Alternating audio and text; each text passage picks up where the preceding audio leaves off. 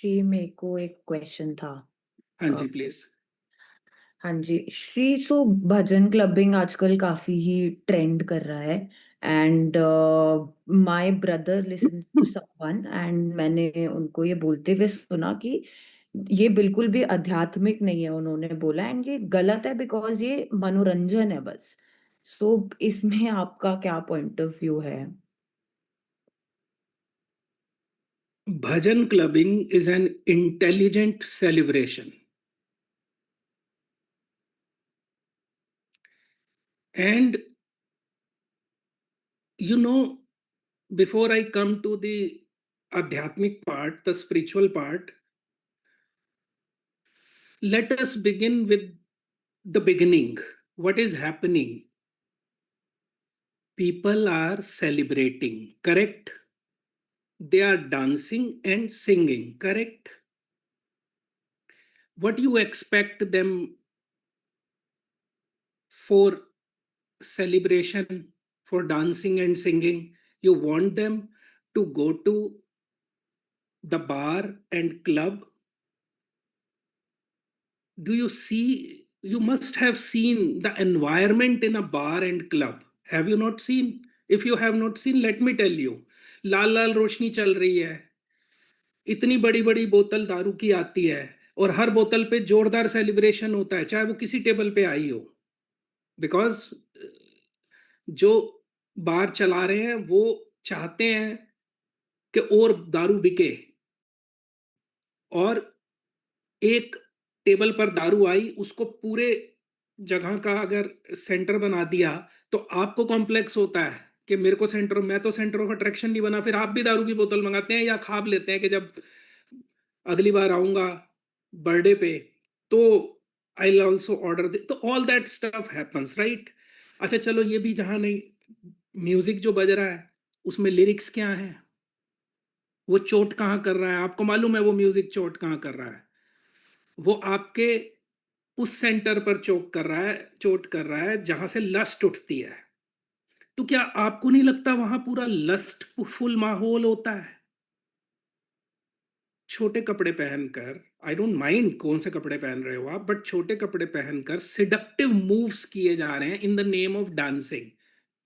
So is it not an expression of lust? So that is a lustful environment. And let me tell you,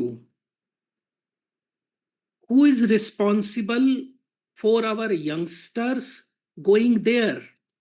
These people who are against celebration, these people who discarded celebration from spirituality.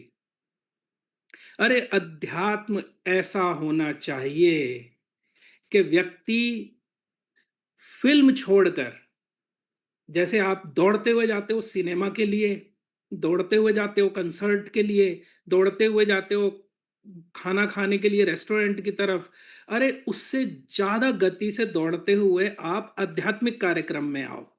तब है कि अध्यात्म सही रास्ते पर चल रहा है। Celebration, dancing, singing, it is not entertainment because you are participating. You are not just watching. Correct? You are not watching. You are participating. जब आप एंटरटेनमेंट में कोई टीवी सीरियल देख रहे हैं, मूवी देख रहे हैं, या कुछ दूसरों को गाते हुए सुन रहे हैं, वट एवर इट इज, उसके अंदर हम कह सकते हैं कि व्यक्ति का जो अहंकार है वो कुछ देर के लिए भले भूल जाता होगा। मतलब ईगो सेल्फ, थोड़ी देर के लिए वो बंदा भूल जाता है उसको, और दूसरी तरफ देखने लगता है, एक ख्वाब में, एक ड्रीम में, या एक सामने वाले कंसर्ट में, या सामने वाली एक्टिविटी में। लेकिन सेलिब्रेशन में तो ईगो डिसॉल्व होने लगती है बिकॉज यू आर पार्टिसिपेटिंग। अरे नानक बाला मर्दाना को साथ लेकर एक पूरा संगीत चल रहा था। देखा जाए तो वो उस समय की भजन क्लबिंग थी।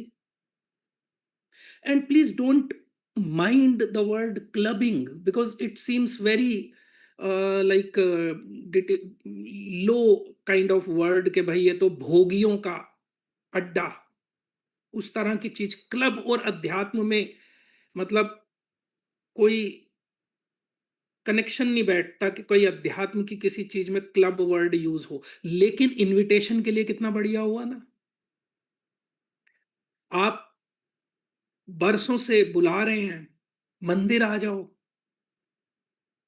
नाम जप लो, भगवान को याद कर लो, क्लबिंग वर्ड ने खींच लिया उनको। अरे देखो तो सही, जा कहाँ रहे हैं, रास्ता कौन सा खुल रहा है, नाम तो परमात्मा का ही ले रहे हैं। अरे इतना पुकारेंगे कभी तो भाव भी आएगा।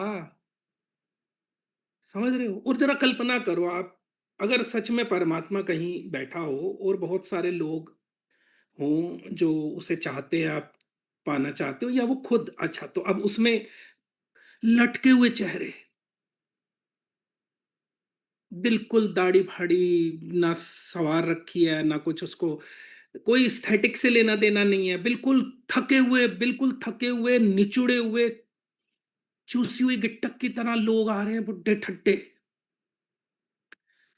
दुख में आंखें ऐसी मायूस, बिल्कुल डेड, ड्राई, सूखे हुए, जैसे आप पहले जमाने में लोग, सीजन जा रहा होता था तो गोभी वगैरह को धूप में सुखा देते थे, ऐसी शक्लों वाले, ऐसी पूरे दिखने वाले लोग आ रहे हैं परमात्मा के दरवाजे पे। मैं आपको सच बताऊं तो उन्हें वहां परमात्मा नहीं मिलेगा, क्योंकि वो तो भजन क्लबिंग में गया होगा। आपको नहीं लगता? और ऐसा नहीं है कि उसे पता नहीं था कि ये लोग आ रहे हैं, एक्चुअली उसे पता था, इसीलिए तो भागा वो। भाई ऐसे थके हुए लोगों को, जिनको जीवन में जिनकी दुश्मनी उत्सव से है, उन्हें रगड़ रगड़ के परमात्मा के द्वार की तरफ जाना पड़ता है। और वो दूर कहीं जंगल में, गांव में, कबीले में कुछ छेनी सी लेकर चल रहा है उत्सव, गाया जा रहा है गीत, वहां खुद परमात्मा चल के चला जाता है। क्योंकि जहां आप उत्सव मना रहे हो, उत्सव में आपका ईगो सेल्फ, अहंकार डिसॉल्व हो जाता है। आपको पता ही नहीं लगता कि कब गाते गाते गाने वाला खो गया, गायन बचा, कब नाचते नाचते नाचने वाला खो गया, नाच बचा, कब तुम नटराज हो गए पता नहीं चलता, कब तुम नानक हो गए पता नहीं चलता। वो भीतर घट जाता है, एक मासूम से नृत्य और गीत में। और फिर यहां तो नाम उसका लिया जा रहा है, तो सुंदर है, बहुत सुंदर है, उत्सव है, सेलिब्रेशन है। अगर छोड़ दो, अध्यात्म की बात मत करो, तो केवल गीत गाने और नृत्य से ही, इस उत्सव से ही कितनी सारी मेंटल प्रॉब्लम्स दूर होती हैं, आपने कभी सोचा? आप अभी यहां पर आए, बड़ा सीरियस सा मुंह बना के बैठ गए कि ध्यान होगा, यही आप 10 मिनट नाच लिए होते, मेरा एनलाइटन सर्कल बंद हो जाएगा। अगर आप रोज सिर्फ 10-15 मिनट दिन में 2-3 बार नाचना शुरू कर दो और गाना शुरू कर दो, जरूरत ही नहीं है। सोचा आपने कभी ऐसा? कितना हल्का हो जाता है व्यक्ति। कैसे हल्का हो जाता है? क्योंकि ये ईगो का बर्डन साइड हो जाता है, तुम्हारे पास्ट का जो बोझ लिया हुआ है साइड हो जाता है। वो जो 24 घंटे चल रहा है तुम्हारे भीतर, कैलकुलेशन, क्या नहीं मिला, कैसे मिलेगा, कैसे पास होंगे, कैसे पाएंगे, कैसे बात करेंगे, कैसे ये अचीव करेंगे, कैसे, वो थोड़ी देर के लिए वो बिल्कुल साइड हो जाता है और आप हल्के फुल्के हो जाते हो बिल्कुल। पर आप ऐसा नहीं करते। अब मैंने आपको बता दिया तो भी आप करोगे, मुझे डाउट है, क्योंकि आप आध्यात्मिक लोग हो, आप इज्जतदार लोग हो, आप वाइज लोग हो।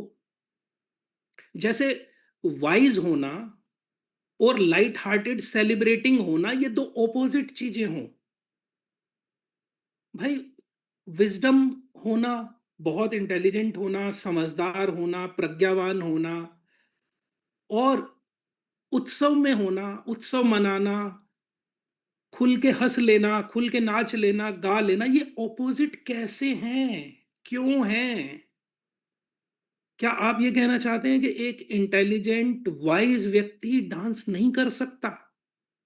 कर सकता है, लेकिन आपको ऐसा लगता है शुरू से कि अगर कोई हंस रहा है, उत्सव मना रहा है, गीत में झूम रहा है, अपने को खो रहा है, तो वो फूल है, वो पागल है, वो इडियट है, वो छिछोरा है। और ये बात इतनी ज्यादा फैला दी गई है, इसके साथ दूसरी बात फैला दी गई है कि जो व्यक्ति इंटेलिजेंट है वो सीरियस है, वो बिल्कुल सधा हुआ है, उसके चेहरे पे इंजेक्शन लगा के ना किसी ने उसको पैरालिटिक कर दिया है, उसके चेहरे को। वो जितना कम एक्सप्रेशन देगा उतना इंटेलिजेंट परसीव होगा, जितना सीरियस पॉज करेगा उतना इंटेलिजेंट परसीव होगा। अरे भाई ये सिर्फ परसेप्शन है, वो आदमी अपनी इमेज बना के धोखा दे रहा है सबको, क्योंकि उसको किसी ने बोल दिया कि समझदार लोग नाचते नहीं है, ठहाका नहीं लगाते, हंसते नहीं है, सेलिब्रेट नहीं करते, और आध्यात्मिक लोग तो सबसे ज्यादा समझदार हैं, तो उन्हें तो मुस्कुराना भी नहीं है, उनकी मुस्कुराहट तो नेताओं से भी कम होनी चाहिए, तो वो सीरियस बने बैठे हुए हैं बिल्कुल। अंदर उनके क्या चल रहा है वो किसी को नहीं पता, उन्हें तो पता है, जैसे आपको भी पता है। आप में से जितने लोग सीरियस होते हैं जब संगीत चलता है, ना गाते हैं ना नाचते हैं, आपके अंदर क्या रहता है? पूरे समय बहुत शांति, बहुत फूल खिल रहे हैं क्या? सोच के देखो, जिंदगी तक तड़प रही है आपके भीतर, भाई तेरे से छुटकारा कब मिलेगा? तो भाई कोई लेना देना नहीं है। ये जो गलतफहमी हो गई कि अध्यात्म का, इंटेलिजेंस का, सभ्य होने का लेना देना सेलिब्रेशन से नहीं है, ये सेलिब्रेशन उसके ऑपोजिट है। ये जो कॉन्सेप्ट है ये गलत है, ये बिल्कुल गलत कॉन्सेप्ट है। ना परमात्मा इस तरह से सीरियस और कंट्रोल्ड है उत्सव को लेकर, इसीलिए ये पूरी प्रकृति जो बनी है उससे ये उसका उत्सव है, ये उसका डांस है, ये चलती हवाएं उसका गीत है। एक एक फूल जो खिल रहा है वो उसके मूव्स हैं डांस के। एक एक ध्वनि जो हवाओं से, झरनों से, पक्षियों से निकलती है वो उसके राग हैं। पूरी तरफ आप अगर देखें तो प्रकृति कहीं सीरियस नहीं है, रुके हुए तालाब सीरियस हो जाते हैं, लेकिन हवाएं उन्हें भी सीरियस नहीं रहने देती, वो हवाओं के साथ वो भी कंपन कर रहे हैं, उनका अपना डांसिंग मूव है।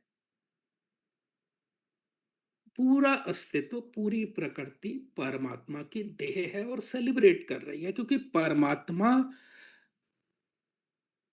चैतन्य आनंद है। तो आनंद कैसे ऐसे बिल्कुल सधा हुआ, कंट्रोल्ड और दुखी हो सकता है? पर हमें ये कॉन्सेप्ट दे दिया गया कि आध्यात्मिक होने का अर्थ है कि आपको बहुत कंट्रोल में रहना है, आपको खुल के हंसना नहीं है, आपको कुछ सेलिब्रेट नहीं करना, आपके चेहरे से खुशी दिख नहीं जानी चाहिए। फिर आप कहते हो इस कंसेप्ट के साथ, ये हमारे बच्चे क्यों नहीं आते अध्यात्म में, ये यूथ क्यों नहीं आता? भाई वो खुशी जहां मिलेगी वहां जाएंगे ना। अरे अध्यात्म इतना कमजोर नहीं है, वो सब जगह है, परमात्मा कण कण में समाया है, इसलिए हर तरफ से रास्ता निकलता है उसका। तुम बस इशारे तो करो उन्हें। एक व्यक्ति जो गीत गा रहा है और डांस कर रहा है, उसके नाम से पहले तो बात ये हो गई कि वो एक डिसेंट एनवायरनमेंट में ही होगा। अब वो वाले क्लब वाले एनवायरनमेंट में तो नहीं है ना, करेक्ट। अब वो क्लब वाले एनवायरनमेंट में नहीं है, जहां से आने के बाद घर में भी झूठ बोलना पड़ता है कि आज ऑफिस में जा रहा काम था या फलाना था, ये नहीं बताता कि मैं वहां, माँ बाप को तो कम से कम नहीं बताता कि मैं क्लबिंग करके आ रहा हूँ, मैं आज बार में गया था, आज मैंने 2 पैग लगाए और वहां गंदे गाने में था और साथ में नाच नहीं। भजन क्लबिंग से आने के बाद क्या है, वो जाने से पहले भी बताएगा मैं जा रहा हूँ, और आके भी बताएगा बड़ा अच्छा लगा, और हो सकता है अगली बार माँ बाप को कहे आप भी साथ चलो। है कि नहीं, ऐसी जगह आप पूरे परिवार के साथ जा सकते हो।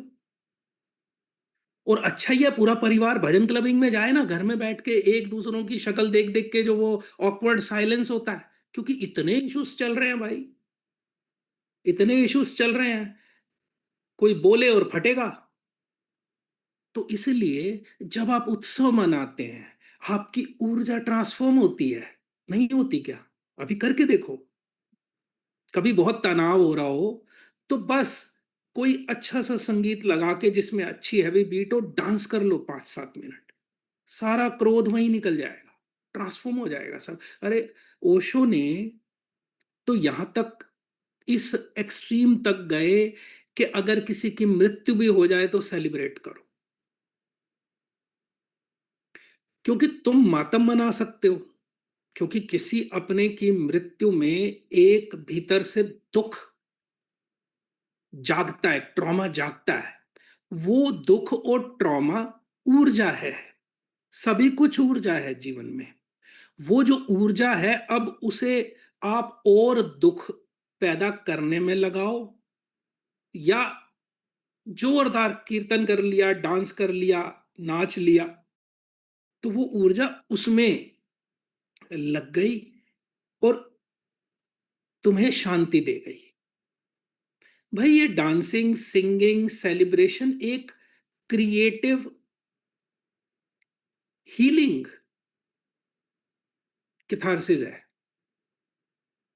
आप कल्पना करें अगर ये पूरी दुनिया एक रिचुअल की तरह ही सही, लेकिन मस्ती करते हुए, आनंद लेते हुए, दिन में सुबह उठ के नाच ले, रात को सोने से पहले नाच ले, दिन में अगर मौका मिला तो जाके वॉशरूम में ही ऑफिस में नाच ले, तो आपको लगता नहीं कि दुनिया बदल जाएगी? इतनी बड़ी हीलिंग पावर है ये। इसलिए I am all for celebration, intelligent celebration. और जहां तक आपने बात की एंटरटेनमेंट है, मनोरंजन है, लोग कहते हैं, तो भाई होने दो ना मनोरंजन। वैसे मनोरंजन व्यक्ति नहीं कर रहा, आप पूरे टाइम रील्स देख रहे हो वो मनोरंजन नहीं है, आप पूरे टाइम टीवी देख रहे हो वो मनोरंजन नहीं है, आप फिल्में देख रहे हो मनोरंजन नहीं है, आप म्यूजिक चला रहे हो सुन रहे हो मनोरंजन नहीं है, आप कॉमेडी देख रहे हो मनोरंजन नहीं है। आप जब किसी तीर्थ स्थान पर जाते हो, एक मंदिर होता है छोटा सा, उसके चारों तरफ ये 10,000 कचौड़ी, पकोड़े, हलवे, पूड़ी, और ये सारी दुकानें किस लिए हैं? तुम जब घर से निकलते हो तीर्थ के लिए, तुम्हारे लिए सिर्फ उस परमात्मा की याद होती है, या साथ में ये भी होता है ब्रेक मिलेगा, घूमने जाएंगे, खाएंगे पिएंगे? ईमानदारी से अपने भीतर पूछ लो, अगर तुम इसलिए नहीं जाते तो ये 10,000 दुकानें किस लिए बनी हुई हैं? जितना मंदिर मशहूर होता है उतना ही पॉपुलर कचौड़ी वाला मशहूर होता है, उतना ही चोटी वाला मशहूर होता है। कि हरिद्वार जा रहे हो, ऋषिकेश जा रहे हो, चोटी वाले पे खाना जरूर खाना। आपको आज तक किसी ने बोला कि भैया फलानी जगह जा रहे हो वहां पे मत्था ठीक से टेकना? बताओ, आज तक बोला किसी ने? आपको हजारों लोगों ने बोला होगा इस पूरी लाइफ के अंदर, उसकी कचौड़ी अच्छी है, उसके पेड़े अच्छे हैं। ये एंटरटेनमेंट नहीं है? अरे एंटरटेनमेंट का क्या मतलब है? मन भावन, जो मन को भाता है। आप अध्यात्म की जर्नी में अगर किसी गुरु को सुनना शुरू करते हैं, वो भी तो तभी करते हैं ना जब आपके मन को भाने लगता है, तो शुरुआत तो वहीं से होती है। अरे आप किसी भी चीज के द्वार को, उसकी पहली सीढ़ी को ही काट दोगे तो व्यक्ति फिर जाकर क्लब के अंदर दारू पिएगा, लस्टफुल गानों पे डांस करेगा, लस्टफुल माहौल में लस्टी होके समय बिताएगा और आकर भी वही करेगा. So you should be fully respectful for celebration. और इससे बढ़कर क्या है, अगर वो परमात्मा के नाम पे हो रहा है तो, उसका नाम जप के हो रहा है तो, अगर कोई पूरी तन्मयता से गाने लगे और झूमने लगे उसके नाम को लेके, तो हो सकता है ना वो भीत में बिल्कुल उसका डिसॉल्व ही हो जाए. वो हो सकता है वो इमोशन से भर जाए. इसलिए मेरी समझ में हर भजन क्लबिंग और इस तरह के उत्सव के बाद, क्योंकि तुम उसका नाम लेके उत्सव कर रहे हो, तो हो सकता है कि कोई एक उसी में डिसॉल्व हो जाए, उस एक्टिविटी में ही. जो एक नहीं होगा, लेकिन जिसने भी पार्टिसिपेट किया, मेंटल हीलिंग तो होगी होगी. और क्योंकि वो शांत होगा और आनंदित होगा, इसलिए उसके द्वारा बाहर नर्क नहीं फैलेगा. वो इतना खुश होके जब जा रहा होगा तो ना पार्किंग वाले को गाली देगा, ना घर में नाराज होगा कि दरवाजा देर से क्यों खोला. क्योंकि वो खुश होके जा रहा है, उसके भीतर खुशी है, तो जो उसके भीतर है वही तो बटेगा. इसलिए आप देख लो, जो सीरियस लोग हैं, ये जो अपने को कंट्रोल करके रखते हैं, जिनको लगता है विजडम का मतलब है बिल्कुल सीरियस हो जाना और सप्रेस करते रहना अपनी फीलिंग्स को, और एक इमेज बना के रखना, ये जो लोग हैं, ये क्या फैला रहे हैं जिंदगी दुनिया में. देख लो, किसी की तो याद कर लो, जिंदगी क्या फैला रहे हैं. उत्सव खो जाता है तभी तो धर्म हिंसा का सबसे बड़ा कारण बन जाता है दुनिया में. तो इसलिए मैं सिर्फ इतना कहूंगा कि इसकी डिसेंसी, इसकी इंटेलिजेंस बरकरार रहे. मुझे नहीं मालूम कल को ये ट्रेंड क्या रूप ले ले. किसी कैफे के अंदर बज रहा है, लोग खाना खा रहे हैं और वो स्टेज पे ये भजन चला रहे हैं. फिर भी सिडक्टिव गानों से बेहतर है. लेकिन सेलिब्रेशन का मतलब है where you are participating. So participation should be there. That's what I say. And if the participation is there, then you may feel दो चीजें होंगी. If you are fully participating without any uh, image and all, fully, totally, अगर तुम इस बीमारी से मुक्त हो कि समझदार लोग नाचते नहीं हैं और समझदार लोग मस्त नहीं होते और समझदार लोग इमोशनल नहीं होते, अगर तुम इस बीमारी से मुक्त हो तो तुम फुल्ली टोटली उसको, उसमें इमर्सिवली इन्वॉल्व हो सकते हो. और उसमें वहीं पे हो सकता है तुम्हें प्रसाद मिल जाए, तुम्हें पता भी ना चले कि कब तुम्हारे संग परमात्मा ही नाचने लगा. फिर भी I don't expect it happening with everyone. So in the end दो चीजें हैं. ज्यादातर लोगों में एक बड़ा लाइटनेस आएगी और एक ऊर्जा से भर जाएंगे. वो उन्होंने कभी आज तक महसूस नहीं किया, लेकिन वो इतनी ऊर्जा से भर गए हैं कि अभी वो वैसे ही निराकार फील कर रहे हैं, उन्हें बॉडी फील नहीं हो रही. तो if they sit, close their eyes for 10 minutes only and just don't do anything, remain as a conscious presence, तो हो गया ना ध्यान. वही ध्यान हो गया. और अगर कोई इमोशन में है बहुत, तो वो वहां सरेंडर कर they just for 10 minutes. Just surrender, हो गया ध्यान.